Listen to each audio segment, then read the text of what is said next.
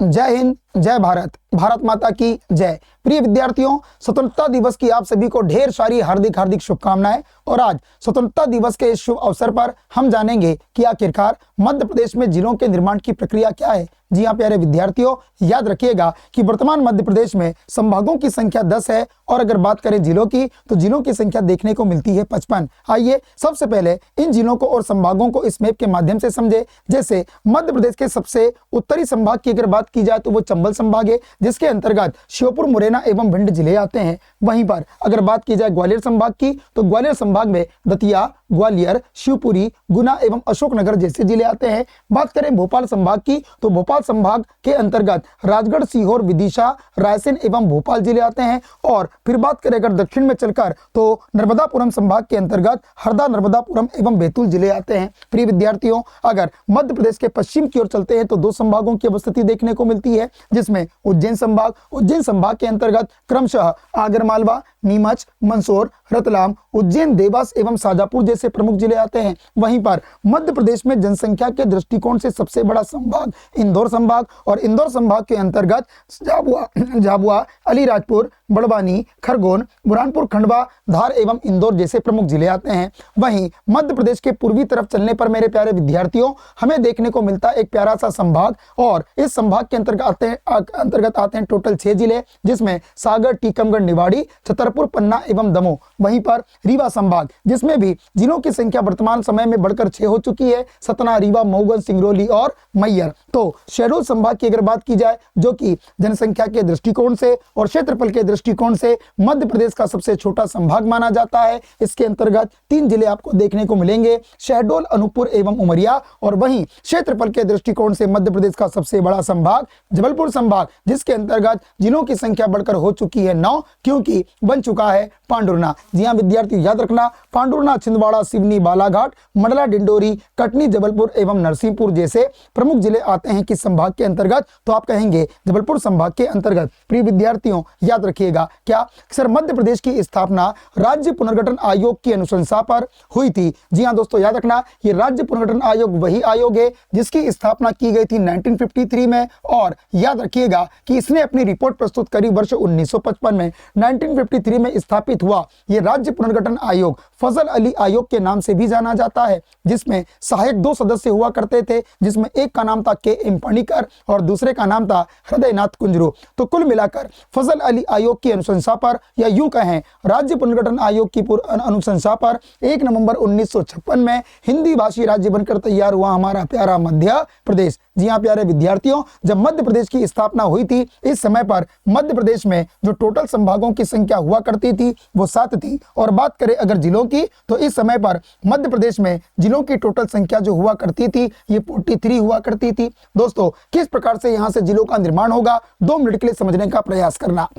विद्यार्थियों याद रखना कि वर्ष 1956 में जहां पर मध्य प्रदेश में जिलों की संख्या 43 हुआ करती थी, वर्ष 1972 में यही संख्या बढ़कर कितनी हो गई, तो यही संख्या बढ़कर 45 हो गई, क्योंकि वर्ष 1972 में 2 नए जिलों का निर्माण हुआ। उसमें एक जिला है भोपाल जो कि सीहोर से पृथक हुआ, और वहीं पर दूसरा जिला आपको देखने को मिलेगा राजनांदगांव जो कि दुर्ग से पृथक हुआ। और इस समय पर वर्ष 1972 में जिलों की संख्या बढ़कर कितनी हो गई, 45 हो गई। आगे बढ़कर देखते हैं सर मध्य प्रदेश में जिलों का निर्माण करने के लिए पहली बार वर्ष 1982 में आया जिला पुनर्गठन आयोग, और जिला पुनर्गठन आयोग के अध्यक्ष बने बी.आर. दुबे। बी.आर. दुबे से पूछा गया कि भाई साहब कितने जिले बना देना चाहिए, तो दुबे साहब कहते हैं कि मध्य प्रदेश को नए 10 जिले चाहिए, अर्थात कि 10 नए जिलों का प्रस्ताव बी.आर. दुबे अर्थात कि जिला पुनर्गठन आयोग के द्वारा रखा गया। लेकिन कहा ऐसा जाता है कि क्षेत्रीय विवाद के चलते बी.आर. दुबे के द्वारा बताए गए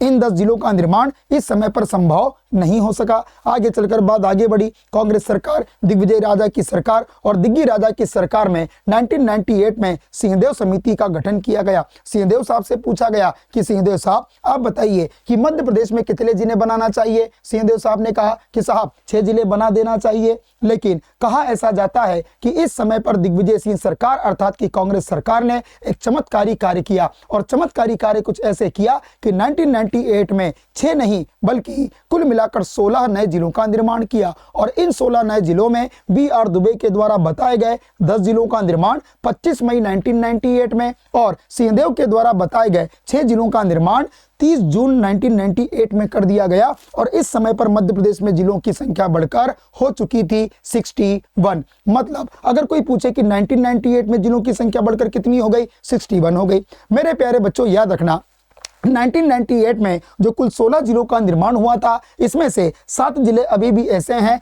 जो कि मध्य प्रदेश के अंतर्गत आते हैं, जिसमें हरदा, उमरिया एवं नीमच ये वही जिले हैं जो कि सिंहदेव साहब ने बताए थे। सिंहदेव साहब ने कितने बताए थे? 6 में से 3 जिले कहां पर आते हैं वर्तमान में? छत्तीसगढ़। 6 जिले 3 जिले कहां पर आते हैं? आप कहेंगे मध्य प्रदेश। वहीं पर अगर बात की जाए क्या सर, बड़वानी के बाद डिंडोरी के बाद कटनी और कटनी के बाद श्योपुर, ये 4 जिले ये बी.आर. दुबे जी के द्वारा बताए गए थे। मतलब बी.आर. दुबे ने तो केवल टोटल कितने बताए थे? 10 और 10 जिलों में से 6 जिले कहां चले गए? छत्तीसगढ़। तो वर्तमान मध्य प्रदेश में कितने बचे बेटा? 4। मतलब कुल मिलाकर सिंहदेव के 3 जिले वर्तमान मध्य प्रदेश में हैं, 3 जिले छत्तीसगढ़ चले गए और बी.आर. दुबे ने जो 10 बताए थे 10 में से 6 छत्तीसगढ़ चले गए और 4 अभी भी वर्तमान मध्य प्रदेश का हिस्सा है। जी हाँ, हरदा किससे अलग हुआ? तो आप कहेंगे हरदा जिला इस समय पर अलग हुआ था होशंगाबाद से, शहडोल से अलग हुआ था उमरिया, मंदसौर से अलग हुआ था क्या बेटा? नीमच। वहीं पर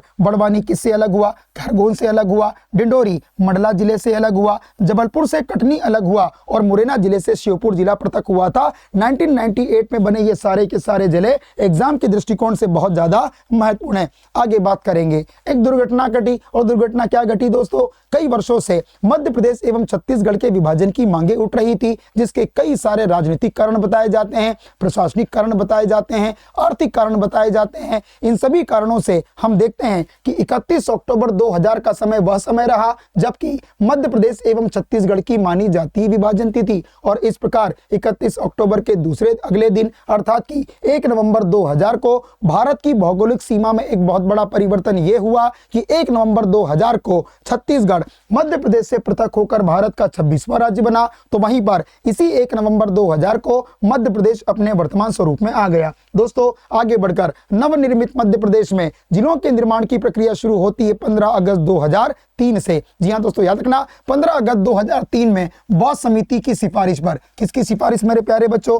तो याद रखना बॉस समिति की सिफारिश पर क्या किया गया? 3 नए जिलों का निर्माण किया गया और 3 नए जिलों का निर्माण किया गया तो एक जिला बना खंडवा से अलग होकर बुरहानपुर, गुना से अलग होकर अशोकनगर और शहडोल से अलग होकर उमरिया। मतलब कोई अगर पूछे कि 15 अगस्त 2003 में मध्य प्रदेश में 3 जिलों के साथ आखिरकार कितने जिले बढ़ गए, तो हम कहेंगे सर 1998 में तो कितने जिले थे? हमने कहा सर 1998 में 61 जिले थे, लेकिन जब मध्य प्रदेश से छत्तीसगढ़ अलग हुआ इस समय पर मध्य प्रदेश के कितने जिले छत्तीसगढ़ चले गए? तो मध्य प्रदेश के 16 ऐसे जिले हैं जो कि छत्तीसगढ़ चले गए और इस प्रकार 1998 के 61 जिलों में से अगर 16 जिलों को घटा दोगे तो जिलों की संख्या कितनी आएगी? 45। मतलब छत्तीसगढ़ के विभाजन के बाद मध्य प्रदेश में जिलों की संख्या घटकर 45 बनी और इन 45 जिलों में अगर 3 जिलों को जोड़ोगे तो आप कहोगे सर 2003 में बढ़कर संख्या हो चुकी थी कितनी जिलों की? 48। फिर आगे बढ़ जाओ दोस्तों, याद रखना वर्ष 2008 का समय है और 2008 में 2 अलग अलग तिथियों पर 2 अलग अलग जिलों का निर्माण किया गया, जिसमें 17 मई 2008 में झाबुआ जिले से पृथक होकर अलीराजपुर मध्य प्रदेश के 49वें क्रम का जिला बना। कोई पूछे सर अलीराजपुर कौन से क्रम का जिला बना, तो आप कहेंगे सर अलीराजपुर जो है ये 49वें क्रम का जिला बना। वहीं पर अगर बात करें कि 24 मई 2008 में सीधी से पृथक होकर सिंगरौली मध्य प्रदेश का 50वां जिला बना। इस समय पर अलीराजपुर एवं सिंगरौली में कौन कौन सी तहसीलों को शामिल किया गया था, तो याद रखेंगे सर इस समय पर अलीराजपुर में भावरा, जोबट एवं अलीराजपुर जैसी प्रमुख तहसीलें शामिल की गई। वहीं पर सिंगरौली में देवसर, चित्रांगी एवं सिंगरौली जैसी प्रमुख तहसीलों को शामिल किया गया। फिर थोड़ा आगे बढ़ जाते हैं, देखते हैं 16 अगस्त 2013 में चुनाव हुआ और इस चुनावी प्रक्रिया के दौरान शाजापुर से अलग हुआ आगर मालवा, जो कि मध्य प्रदेश के 51वें क्रम का जिला बना। दोस्तों इस समय पर आगर मालवा में शाजापुर की 4 तहसीलों को मिलाया गया था, सुसनेर, नलखेड़ा, बड़ौद एवं आगर मालवा। इसके बाद अगली बार चुनाव कब होगा तो बात करेंगे 2018 की। 2018 में निवाड़ी जिले से पृथक हुआ ओरछा, जिसमें कि पृथ्वीपुर, ओरछा एवं निवाड़ी जैसे प्रमुख जिलों को शामिल किया गया। ये बच्चे याद रखना, ओरछा वही है जिसको राम राजा मंदिर के कारण हम मध्य प्रदेश की अयोध्या नगरी के नाम से जानते हैं। दोस्तों मेरे प्यारे प्यारे विद्यार्थियों, याद रखना 2023 में 3 नए जिलों के निर्माण के साथ मध्य प्रदेश में जिलों की संख्या बढ़कर कितनी हो चुकी है? 55 हो चुकी है। जी हाँ मेरे प्यारे विद्यार्थियों, याद रखना मध्य प्रदेश में 53वें क्रम का जो जिला बना ये मऊगंज बना, जिसमें 3 तहसीलों को शामिल किया गया, नई गढ़ी, हनुमना एवं मऊगंज। दोस्तों याद रखना मऊगंज को लाल बिहारी कुशवाहा नाम के एक युवा साहित्यकार ने मध्य प्रदेश का जिगर कहकर संबोधित किया है। वहीं पर अगर बात करें पांडुरना की तो छिंदवाड़ा जिले से पृथक हुआ पांडुरना। मऊगंज किससे अलग हुआ था तो कहना रीवा से पृथक हुआ था। पांडुरना किससे पृथक हुआ तो कह देना सर यह छिंदवाड़ा से पृथक हुआ। इसमें 2 तहसीलें रखी गई,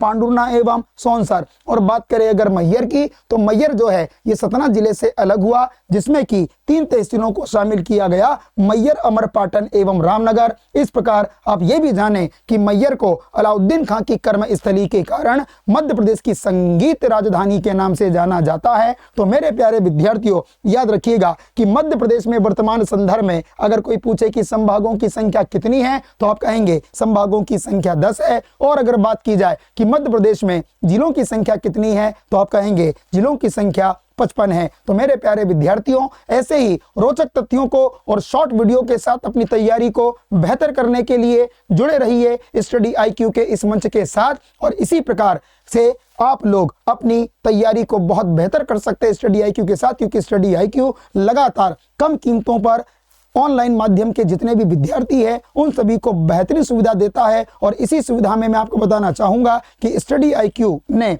स्वतंत्रता दिवस पर क्या किया है तो सारी के सारी अपने जितने भी ऑनलाइन कोर्स है उसमें 79% का डिस्काउंट दिया है। मेरे प्यारे विद्यार्थियों याद रखना 79% के इस डिस्काउंट का लाभ जल्दी उठाइए, क्योंकि ये ऑफर केवल और केवल आज रात 12 बजे तक ही है, क्योंकि 12 बजे के बाद यह ऑफर समाप्त हो जाएगा। इसके लिए आपको RB लाइव कोड का यूज करना है और साथ साथ एक नंबर पर संपर्क करना है। ये नंबर आप रट लीजिएगा, जी हाँ 9289996921। धन्यवाद। जय हिंद, जय भारत, भारत माता की जय।